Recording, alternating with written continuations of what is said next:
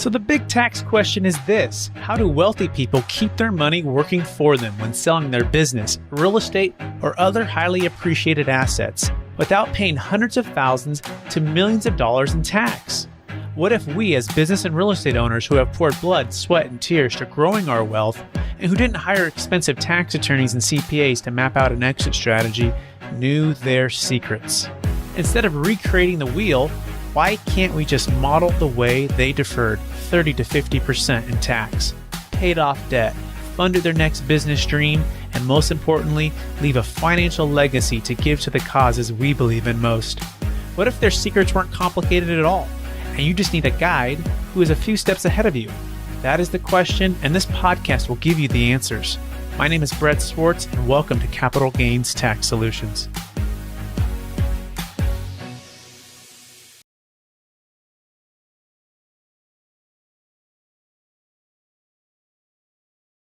Hello, everybody, and welcome to the Build to Billions podcast, where we guide successful entrepreneurs and investors on the journey from millions to billions. We believe the key to scaling and compounding your wealth starts every single day with the mindset and practice of stewardship over ownership and applying billionaire biblical principles.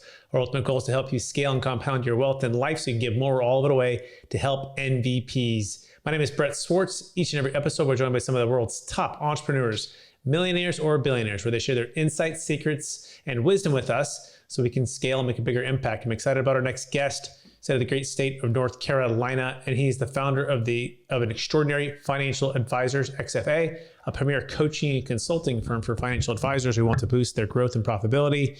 With over 25 plus years of experience, he has worked with some of the top tier advisors, including Barron's Top 100 and Hall of Fame advisors.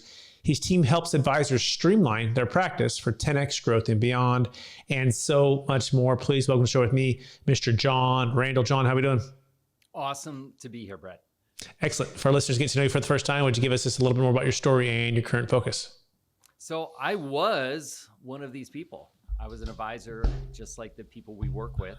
And actually, when I moved to North Carolina back in 2004, kind of launched this journey of helping others, helping other advisors do not just what I did, but where others were doing. And I never thought I would be on this path of doing this. I just sort of stumbled into it and fell in love with it, helping other advisors not just grow, but grow with more profitability. And now it's about scaling, to build the financial advisor business to $1 billion plus in assets, which is what a lot of them, where they want to go. It's a completely different game than just being a financial advisor. It's more of an entrepreneurial game. It's about leveraging others and scaling. So there's a lot of things holding people back from getting there, which is what we'll dive into today. Excellent. And let's, kind of maybe start with that. What are the top, mistake that someone's making if they want to scale their practice or business, in this scenario, we're focusing on financial advisors from $1 million to 10 million, and then we'll keep moving up. There's one glaring one that stands out above them all, and it's capacity. So we've based our program based on the theory of constraints. What are the things that are holding practices back? And it's so funny because practice advisors will just say, I just need a lot of new clients. That'll get me there. I just need the next practice acquisition. That will get me there. But if they're not growing through a lot of just organic growth, we know that, okay, there's something wrong with what they're doing in delivery. That's not very referable. They're not really doing a great job at clients. And when you peel the onion back further, you look at the main issues, capacity. It's usually the owner, the founder, who's the growth engine, has too much on their plate. So that's the single biggest limiter right there. The other limiting factor is the other side of the coin of capacity. If you're going to grow and scale this business to over $1 billion in AUM, you need to leverage the capacity of other people. So owners and founders usually underutilize other people on their team. They might start out by dumping the smaller clients onto somebody else, which helps them out, but it doesn't really, there's no profit margin there on making an investment on another person. So that capacity there is the whole key to scaling. Those have crossed over many billions. We have some with 15 billion in assets they manage, doing well over 100 million in revenue. Their secret is they figured out the leverage of other people. They're trying to get advisors to manage $1 million to $1.5 million of revenue that they own. They're paying them a industry average rate, more than the advisor would make on their own. So it's a mutually beneficial arrangement, but the key is revenue per advisor. How much are they managing for your firm? That's the whole profit driver in the scaling game in the financial advisor business. Okay, this is making a lot of sense. By the way, if you want to learn more, Mr. John Randall, you go to xfa.coach/build it, xfa.coach/build it. Okay, so it's capacity for the founder, and it's capacity for those that he hires and brings onto the team to manage that. So let's, I guess, maybe break that down a little bit more succinctly. So how do you define capacity? And then how do you leverage others, first yourself and then others to maximize that? So I always love industry averages, helps frame this out. And we buy a lot. One of my favorites is the Investment News study because it goes very, very deep on specifics. So let's look at the stats for founders or owners and then stats for advisors working on a team. So for founders and owners, they're typically only working with 96 clients on average. So if you're listening, you want to scale, how many clients are you working with? If it's multiple hundreds, you're probably the constraint. You look at our Barron's Top 100, Barron's Top 10 that we work with, they have a very small amount of clients on their plate. In fact, one of our Barron's Hall of Fame advisors has not been in a client meeting for 14 years now. Because they know for me to grow this thing, I can't be saddled in that. I can hire people that can do a great job as an advisor. So the number of client relationships on your plate, that's the most time-consuming thing in this business. That's the first thing to look at. The other definition in constraint or industry average is the people working on your team, specifically the advisors on your team. So on average, the industry average, they're managing close to $1 million in revenue with 146 client relationships. So they're quality clients, right? These are not dumping the small clients on them. They're decent quality clients that they're working with. And so that's duplicatable. You can help them work with higher revenue per client. They don't have to have 1,000 clients. They can have a very manageable number at 146. Now, we found about 200 clients is about a sound barrier for most advisors. A lot of our Barron's Top 100 practices, they really look at a target of about 1.5 million for an advisor to run with a max of 200 clients. And you look at the drivers, it goes back to what I mentioned before, revenue per advisor, revenue per client. How can we increase both? The way to increase your revenue per advisor is to help them work with quality clients, number one, and help them do more with those clients and drive that revenue up. So that it's really, there's some limiting constraints there, but if they can push those particular metrics, that's the key to overcoming the constraint of capacity. Okay, that's making perfect sense. You take the industry averages and you say, okay, what are the ones that have already done this and scaled? What is the average advisor? Average advisor has 146 clients, right? And producing $1.5 million in total revenue, I guess, to the company, right? Is what it sounds like. And then maybe 200 at the max. Some of them might have higher capacity there. And then the second thing is, or before that, the previous is the founder is getting out of the client meetings entirely, right? And just focusing on building the advisors to have more capacity. Is that a fair summary? Yeah, that's the extreme. Now, if you're listening, you don't have to completely eject from, working with clients. It could be working with less because you're the growth engine. Right? Mm-hmm. If the growth engine's clogged up, it's not going to grow. You've got to find ways to bring in more business, right? You've got to bring in more clients, more assets into the door. And the organic things usually get the practice to a certain point, but it doesn't make a big difference. Someone that's managing $1 billion that brings in $100 million in new assets, net new assets annually, that's great, but it's 10% growth.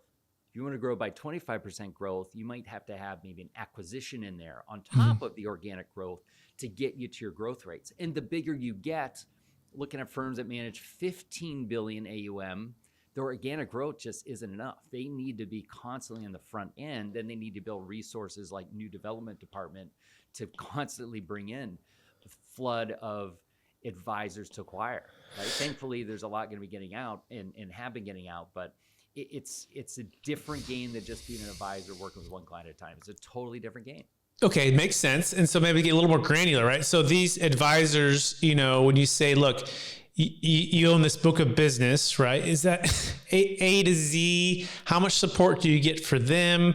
How much do you, in the beginning, I imagine that they rely on you a little bit more, but what's sort of the what's sort of the model to getting these experienced advisors, ideally, right, that are coming in to basically be able to go on their own to run that piece of the business, right? That 1 to 1.5 million of revenue. And then what's the comp look like typically? Like, how are you making it a win-win for everybody? Yep, these are great ones because you're hitting on the next constraints that come in the scaling game. It's right here. So you've got to have advisors that are effective enough. Now, let me just be clear on the model. We're talking about a model to build and scale your business and build and scale your net worth. This is the path to build your net worth to billion. For any entrepreneur in the financial advisor industry, it's very possible to do. But you're not going to do it by other advisors that own their own books plugging into yours. All right. So there's a lot of big businesses that have many, many billions. They'll come to us and say, hey, we have all these billions, and you break it down and it's like, okay, you only have like a couple $100 million is all you're managing out of this, 9-10 billion that the firm has. So there's models out there for that. Where like might be a big RIA, gives resources to advisors that own their own books. They all plug in and the goal is to build the whole thing up. Maybe they all sell the whole thing. They all get a higher multiple as a group, but there's super thin profit margin there. You're not going to build a lot of wealth or a lot of, scaling doing that. I'm talking about you going out and buying, for example, $1 million, 1.5 million, and you hiring someone for industry average rate, which Investment News says it's right around 150,000. It's been at that number for a long time. Now, this is you handing this advisor these clients. So someone that's a hunter that goes out and gets their own clients, probably not a fit for really building and scaling a business. So many founders think, well, other advisors will be just like me, and they'll just go get a whole bunch of new clients and it'll be great. But they're going to leave you at some point. Once someone figures out how to get enough new business, they can make more somewhere else, and they're going to. So I'm talking about the advisors that need you to feed them.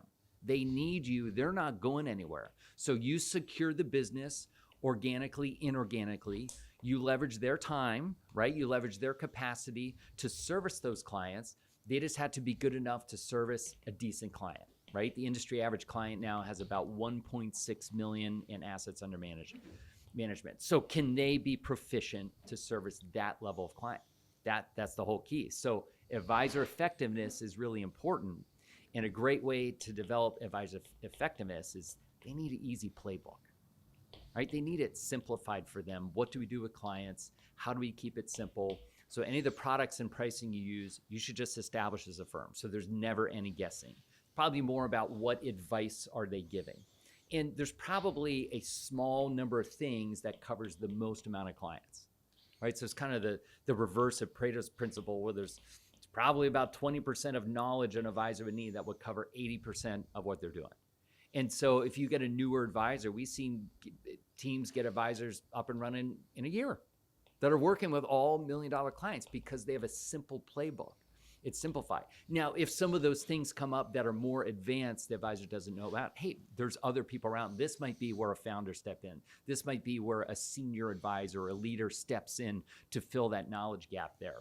So it's a key principle there, but that helping advisors is big. We can go a little bit deeper on comp, but that's a big missing link. And for so many founders, their value or what they do with clients is intangible, meaning it's stuck in their head. And so it needs to be extracted and made tangible, which means actually writing it down, having some kind of process. When you have a process that can be duplicated over and over and over, that's the path to scaling. You just thinking other people are going to be like you is not going to happen. So it's not that hard to do. We help people do it all the time, but these are way more important than what like script are they going to say. It's just knowing some of these basics and making it easier for them. How do we give advice? Then we can get into, well, how do you have conversations with other humans and deal with humans? Okay. Let me see if I got some of this. Okay. Let me see if I can fix my camera too, so it's not swinging out on the Zooms. So it sounds like you want to not necessarily hire hunters is what you're saying. You want to hire those that are being really great at customer service and really deep with the relationships to serve a certain amount of the book. Right.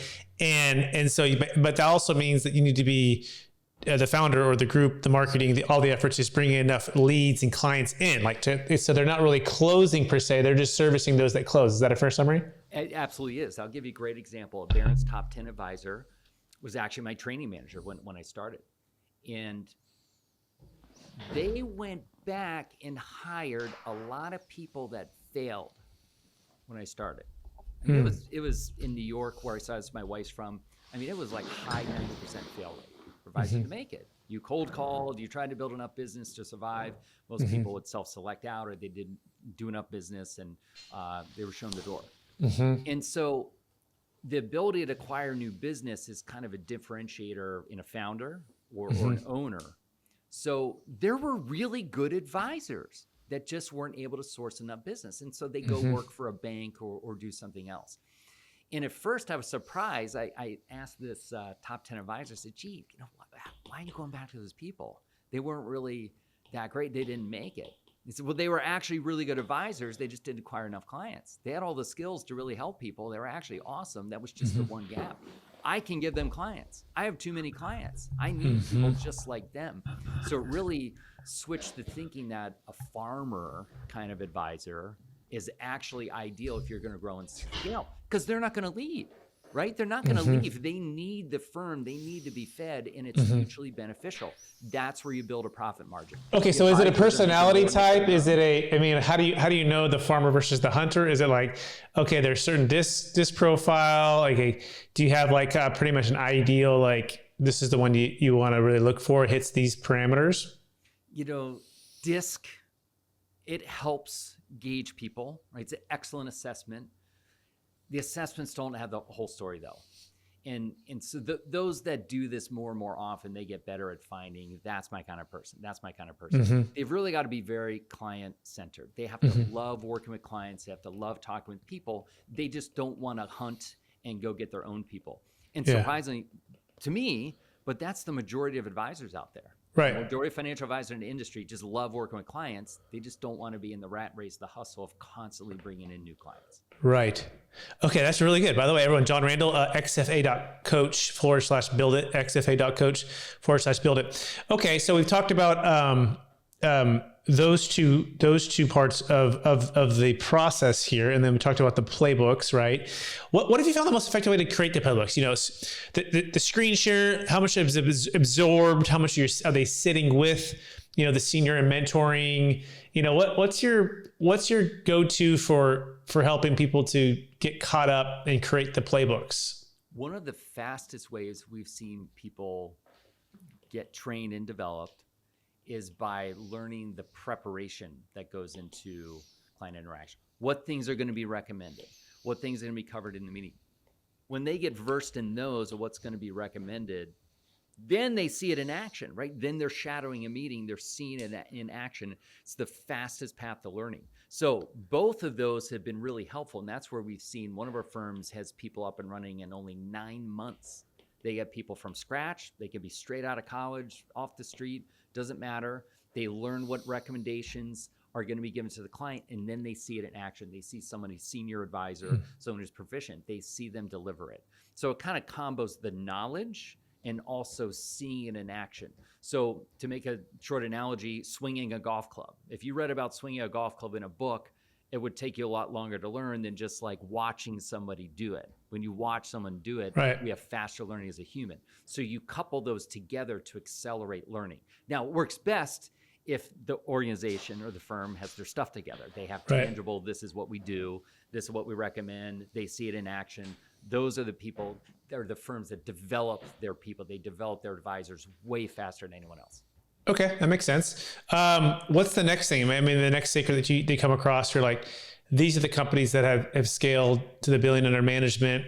What else are they doing that maybe it's kind of missed? We call it client optimization. And it goes back to revenue per client. How do you drive higher revenue per client? So many firms are only focused on assets under management. And we're all trained that way from the beginning. Assets drives the most revenue, so just bring in more assets, and it'll solve all our problems. But what if we could generate more revenue per client, right? What if we could generate more revenue per client? There's a tremendous opportunity there that most firms are missing. And this top 10 firm I referenced constantly is looking at client optimization. How can we get better at what we do for clients? So it's going deeper. It's not just finding other assets, but it's aligning them to the right products. It's adding on other services like financial planning advice services. One of the hottest things in the industry, Cerulli says 79% of investment clients are willing to pay separately for advice. And the industry average rates over $3,000 annually for that advice. So what a great way to drive profit margin or drive revenue per client much higher by adding on these other services. And we're just making them available to clients, and pretty high number of them, almost 80% industry says wants this. So we make that available, we can drive higher revenue. So thinking in terms of revenue per client, not just AUM per client, you can be far more profitable, help your advisors be more profitable, right? Your investment of people. That's the key to scaling right there. I see profit issues, these firms that run in low teens or very low profit margins, they just don't have high enough revenue per advisor. They're overpaying the advisors, and you break it down, it's okay, there's just really low revenue per client. So we got to get pricing right. We got to find more things to engage in them to drive that number up. Okay, very helpful. I like how practical we got there. So get deeper on client optimization, adding more value, looking for more services, doing custom investment planning that's outside of this. One of the things that I think about here, John, is, and I think it's solving the problem before the money shows up. We focus on a thing that allows advisors to help especially their entrepreneur business clients are selling the business, the real estate, and they're tired of the 1031 exchanges, and they have massive capital gains tax. And so they're going to sell this 10, 20, $100 million business, huge tax, and they don't know what to do. So either they don't sell the business or the real estate or the Bitcoin, or if they do, they pay 20, 30, 40, 50% of every dollar in tax, and then they show up to the advisor. I think it's the lowest hanging fruit for financial advisors to grow their AUM, because a lot of their clients are like literally sitting waiting to sell that primary home, that business, that Bitcoin, but they won't until the capital gains tax is solved. And so part of what we do is we provide trustee services, and we work with advisors where they'll bring the clients, we'll set up the plan, and then it exits into the trust, and then they just manage the trust funds, right? So I'm curious, what have you found when it comes to capital gains tax referral strategies and the way to grow your business with advisors? Anything kind of come to mind that you guys tend to use or like? It's the largest clients of financial advisors, what you just described. And so advisors that can get versed at that, they're incredibly valuable. And you said it's before they sell. Right. If you can be valuable to them before they sell, that's the key. And that's where having things like advice and doing planning really helps. We work with an advisor in New York, actually charges 6 figures is his average, just for advice alone. And it's typically working with founders or entrepreneurs before they sell on all these things. How can we get all this right? How can we get the trust right? How can we get everything in place so when you do sell, there's the minimal tax impact, which is everyone's biggest concern. Yeah. So that's a whole niche in itself. Yeah. And we have many advisors that just focus on that, and oh my gosh, you're so valuable to these people. What are they going to do? They're going to refer you to other people they know, right? Other owners like them, people they bought from, people they sold to. All that, there's so many of them just dying for help. Now, what do advisors want? They just want to manage the assets. Right. So they're like, oh, just come to me when you have the assets. We're not really going to help you until you're done. But to give advice beforehand, that's the part most are missing. The ones that do it, they crush it. Yeah, I couldn't agree with you more. And by the way, that's what we do. Maybe we should talk more, John, because we help advisors build capital gains tax exit plans to basically, grow their AUM. We work with, real estate professionals too, to help them grow their listings, the CPAs who doesn't have a great solution. If people want to learn more about this, you go to capitalgainstaxsolutions.com. It's capitalgainstaxsolutions.com. You can schedule a no-cost consultation with myself, one of my team members, to learn more about this. The other one that I think people miss too, John, it's not just capital gains tax, it's estate tax, right? It's the death tax. The stepped up basis is, especially for people in real estate, plus the people in New York or California, massive tax states with huge, highly appreciated real estate that's illiquid, not diversified, has too much debt that's resetting, and they're above now the Big Beautiful Bill passed, so it's $30 million for a married couple. But if you're selling a $100 million business, Bitcoin real estate, you have a state tax issue, right? And so we focus like a laser on solving that without any charity, life insurance, or gifting required. You can eliminate all the estate tax. But again, back to the advisor, to me, it's instead of trying to, sell I call it like sell the thing that you have, like go unlock the capital, go unlock the value, or go provide so much value that you unlock it all just to pour into it. It's like it's like a dam, the water's all behind it, right? And if you don't solve for that, it's just going to stay there, dormant. But if you can unlock it, it just comes flooding in. And so, I think that's one that gets missed too, this estate tax part of it, that I think if advisors have focused more on that. Sorry, my video is just totally weird today. But any thoughts on the estate tax part of it too, or any feedback on that? Yeah, it's a huge tie-in, and you look at the largest concerns of the clients of these advisors. It's taxes is very high up there, and the new trendy term is legacy planning. Yeah, right? For to say that, that's the new trendy term, but it's so key to tie that together. So I've seen advisors be on the wrong side of this, where they miss out. They're just sitting there waiting. They're waiting for the client to sell, just waiting for the assets to arrive with them, and they don't come because they go somewhere else. And where did they go? Right. Someone that's helping them with these things. Correct. They're helping get prepared for how can we avoid taxes? How can we help your family, your kids, your grandkids, future generations, right?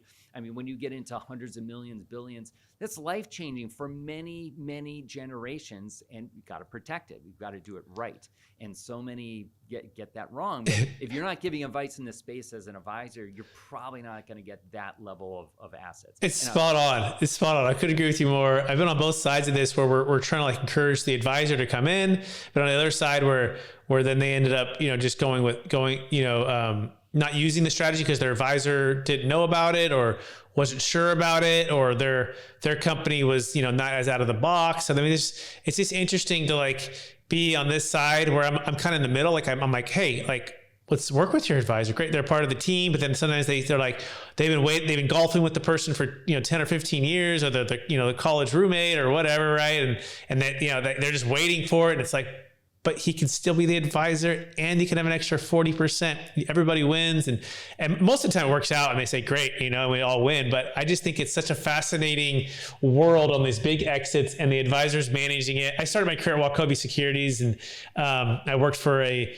financial advisor when I was still in college. He was actually my basketball coach in high school. And then I was back for a summer, and I remember just, I'd call it warm calling, because there were already past clients of his that just kind of had smaller accounts, and I was trying to get him in there to get proactive on planning and re-engage on their IRAs and all this different stuff. And I'll never forget. And then I moved over to Marcus and Millichap, started selling investment real estate and doing 1031 exchanges. So I saw both sides of the world, and I go, if people had both and a bridge to do both, and our strategy allows you to diversify into any asset at any time, and so most people are selling like a real estate or a business, and they want to diversify into, a balanced portfolio and maybe some passive real estate and some stuff. And so I just think it's so fascinating that both worlds, and a lot of them, 95% of them seem to be disconnected from just the lowest hanging fruit with this 84 to 100 trillion wealth transfer, largest in the history of the planet in the next 15 years. But you're right, those that do are taking a wild advantage of it. So let's keep going. Is there anything else that's like that, capital gains tax, estate tax, that advisors if they only knew, or if they were only more proactive about it, could have a major impact for their clients? Anything else come to mind? What a neat one that I've seen in this space is that I got the stat just early this year. We host a large event once a year for advisors. We had a great speaker that was talking about what is it like working with that upper echelon of clients? And something they said was that only about 6% of advisors talk about philanthropy, but 97% of the ultra high net worth, they want to talk about it. They want help there. So it's not just here in the business, selling the business. We've had some advisors crack the code on the philanthropy, because a lot of them are 9-figure businesses, right? They need help, they need advice, and they're kind of overlooked. So it's an interesting space, not just in real estate with businesses. I think there's a lot there.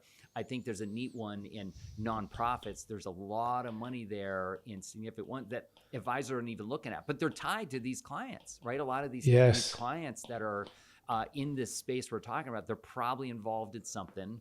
A very high percentage of them are, and you look at what they're involved in, there's usually a lot of assets there. So it's another interesting one to have as a possible niche. I agree 100%. And I also add to that, speaking about mission, vision, values, and the giving and the impact somebody wants to make, it moves them from ownership and kind of a small world of just, let me take care of myself and my family, to like, oh wow, I could like change the world for people, like people right now, and things that I care about. And it opens their eyes to like, oh, it's more than, it's more than just this. And they know that, and they've been doing it, but sometimes I think we all can easily forget, like part of why we're here is to be a blessing to other people, and be an effective steward with the capital we've built and we've been able to earn. And so I think also starting with, or encouraging to go back towards, what's your family mission, vision, values for your wealth plan? Of course, that's part of the legacy, but legacy is not just passing something to someone, it's passing something in someone, right? Like for your kids, and giving back, or entrepreneur spirit, or all the, relationships. Wealth is more than just the finances. It's the wealth of your spiritual wealth, your emotional wealth, like your family wealth, like all of these things, charitable giving. When you have those bigger conversations, I just know it makes a bigger impact and helps people to get beyond just the, tax efficiency and different things, So I think that's the other thing I would say, just to kind of piggyback up when you say philanthropy, expand it to mission, vision, values, and then how that giving can also be a part of it. And look at let's see, Warren Buffett, Bill Gates, some of the wealthiest people in the history of America. They're giving it away, right? They're big on this. They have more assets for many generations that their family, whatever, have to worry about. Now they're about, how can we make a bigger difference in the world, right? They can make a big difference through money in a different way. It has a different purpose now. It's not just, I'm trying to get mine and make sure I'm okay and make sure my kids or grandkids are okay. They're way beyond that now. Like, how can we make a big impact on the world? How can we do bigger things? And so when you can tap into all of this for clients, it is such an untapped thing. Only 6% of advisors are talking about this, but in this space, 97% of clients, this is what they want help with.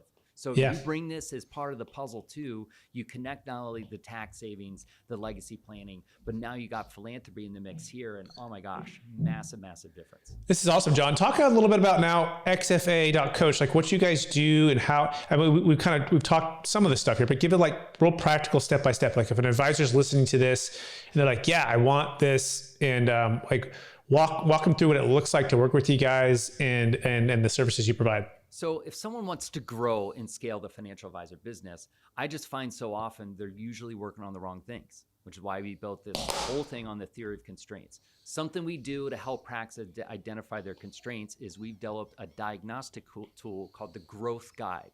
So the XFA Growth Guide, it's something free. And Brett, for your listeners, we'll do it for free for anybody.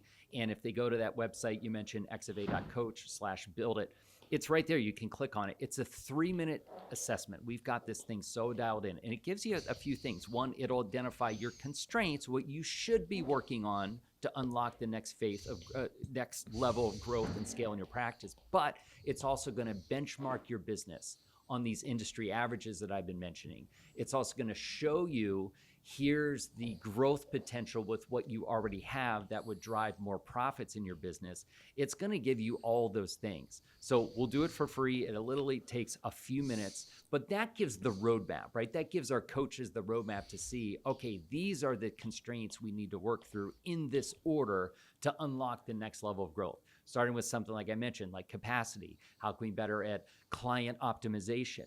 Once we're really good at those, it's okay, how do we grow, right? Organically, inorganically, and you're going to need people to do it. So how do we optimize our team? How do we get the comp plan right? Which is a disaster in the financial advisor industry. They're all just telling each other, they're giving each other bad advice because not a lot know. So we've got to get comp right. It's got to be motivating to somebody else to want to be on your team, to make more than they could on their own while being profitable. So then when you go through scaling, when you double, you 10x, you have a whole new set of problems you didn't even know about. And what's nice to work with practices that are Barron's Top 100, Barron's Top 10, we've worked through these things. So if someone wants to grow their business to be many billions in assets, we've got the roadmap, we've seen it. So we can just help people leapfrog through the typical things that hold them back, the typical glass ceilings. They grow way faster. And we've practices go from literally 1.2 million to 15 million in only 4 years because they just knew the path. Most of them 10x in about 6 to 7 years we typically see, but it can be done way faster. And it just goes down to the constraints. It goes down to the small number of things and dialing those in. And we've just done it hundreds and hundreds of times. I've been doing this for, a little over 21 years at the time of this recording. So we've just seen a lot of what holds people back, but we've made it easy that work on this, not that, to get to the next level. Absolutely love it. John Randall, everybody, XFA.coach. We're going to go to the lightning round. You ready, John? Let's do it. All right. Knowing what you know now, if you could go back to your 22-year-old self, what's the one gold nugget make sure you tell yourself to do? Oh, I would go and do these things so much quicker because you don't know when you're 22. You figure it out. But I would find somebody that was in my space today. I would talk more to the, how can I get access to learn from a Barron's top 100 and top 10, learn some of these things. Really comes down to that. So you look at, I'm finishing up my PhD in performance psychology. I'll be done here just a couple of months. And you look at the way humans learn, an element of it is knowledge is about 10%. 20% comes from some kind of coaching, mentorship, and the other 70% is doing. So we learn a lot by failing, right? Especially when you're in your 20s, 30s, 40s. It just does it. But how can you accelerate that? How can you get knowledge faster? How can you get mentorship faster? But how can you learn the doing part quicker? Is there other people that have done this that you could leapfrog their mistakes? I just would have found access to other people like that. Because when you're 22, it's, oh my gosh, can I just afford an apartment, and can I buy a ring for my girlfriend so she'll marry me? Right. I mean, that's when I was 22 that started as an advisor. That was like literally all in the world that mattered to me. Yeah, no doubt. That's good. Okay, excellent. I love that answer. Question number 2, number 1 book you've recommended or gifted the most in the past year? 10x is easier than 2x. Excellent. Dan Sullivan. Next question. Excellent. Love it. Number 1 way using ChatGPT? Ooh. We use it for so much stuff. It's like our best employee at our firm. We built it to, we built some pretty cool prompts. Probably the coolest thing we have going is we've got a way that we can find out a ton of stuff about people. So we've got a bunch of prompts built in there that we can put in, Brett, we can put in your info and find out all kinds of stuff, like where'd you go to school? What's your dog's name? Anything that's on social media, it just kind of finds info about people. So you can get to know somebody really fast, really helpful for a coach consultant, huge for financial advisors.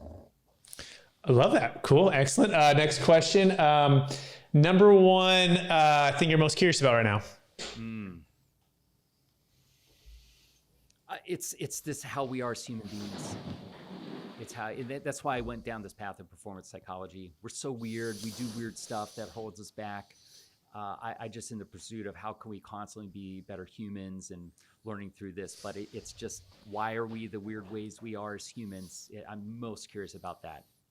Okay, excellent. Next question. Number 1 leadership quote or theme that you strive to live by? The best leaders, they care about other people.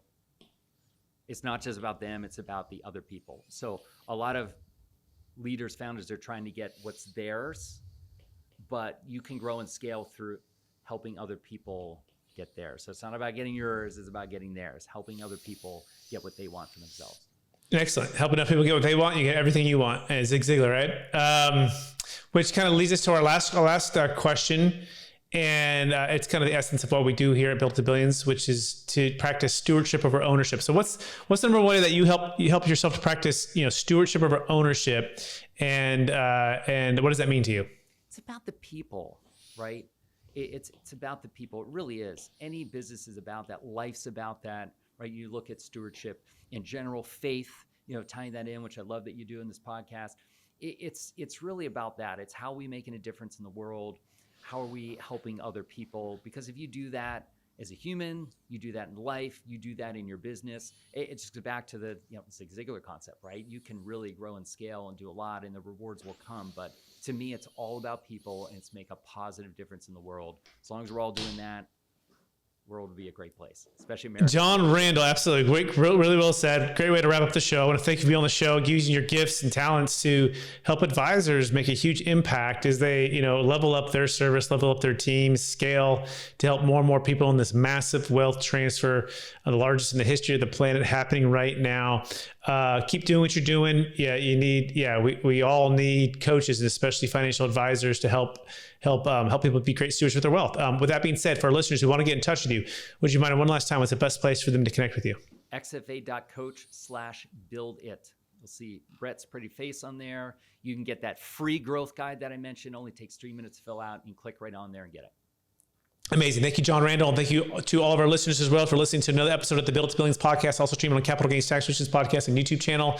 We're on a journey with you to scale from millions to billions. So we give more or all of it away to help MVPs. My name is Brett Swarts. I appreciate you listening today. If you have a massive exit coming up, or a client who also has a huge exit with massive capital gains tax, make sure you go to capitalgainstaxsolutions.com to also download our free ebook to learn about how to basically sell deferred taxes without using a 1031 exchange, diversify that wealth, and be able to unlock more freedom and make a bigger impact. That's capitalgainstaxsolutions.com. Appreciate everyone listening, and we will talk to everyone again real soon. Bye now. You have just listened to another information-packed episode of Capital Gains Tax Solutions with Brett Swarts. We hope you enjoyed today's show and found it helpful. Visit capitalgainstaxsolutions.com to access the show notes and to access more resources. Don't forget to leave a review and join us again next time.